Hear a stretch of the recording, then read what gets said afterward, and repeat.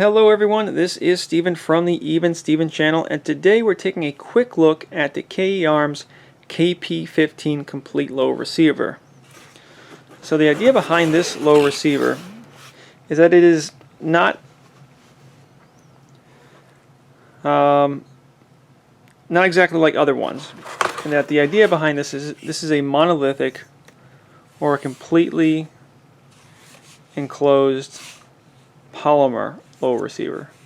Now you have two halves, one on this side, one on that side, and they're combined. You can barely see the seam, especially on the top. A little more on the bottom. But basically you have a complete encapsulated polymer AR-15 low receiver.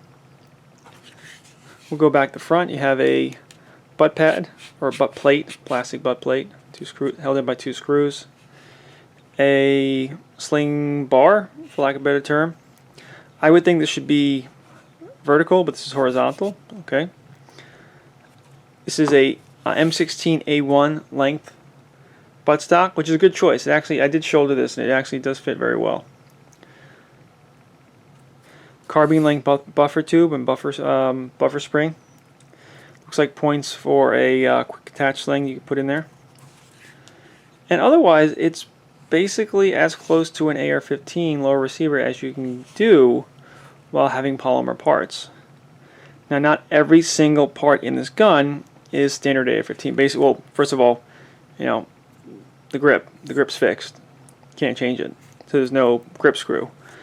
Things like that.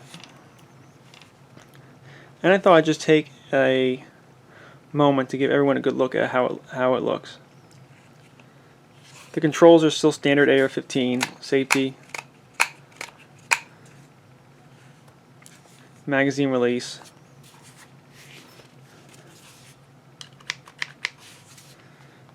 and the paddle, bolt hold open, and bolt release.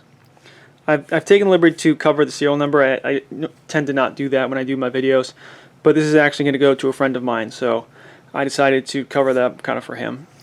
You have a flared out mag well, which is nice because if you have polymer pieces or a polymer mold, you can mold it any way you want, and it really doesn't detract from it. The gun does feel just a tad bit plasticky, for lack of a better term. It makes sense, but when you actually handle it, this doesn't feel the most crisp. When you go to punch out the front pin, it kind of just, it doesn't exude quality, but I guess maybe that's to be expected. We're accustomed to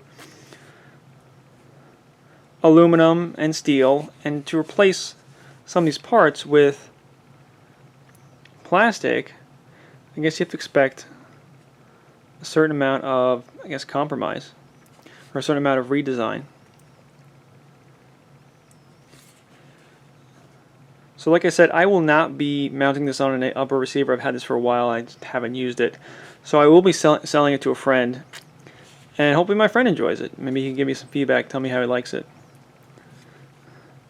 Like the texturing on the grip. Like the length of the A1 buttstock. It does have a feeling of being kind of cheap plasticky, but it doesn't mean it wouldn't work.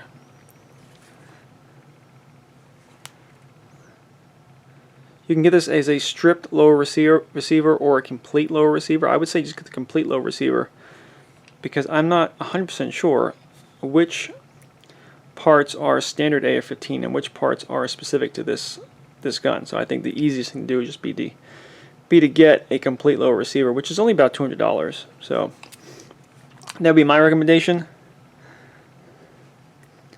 And I don't think I have much more to add.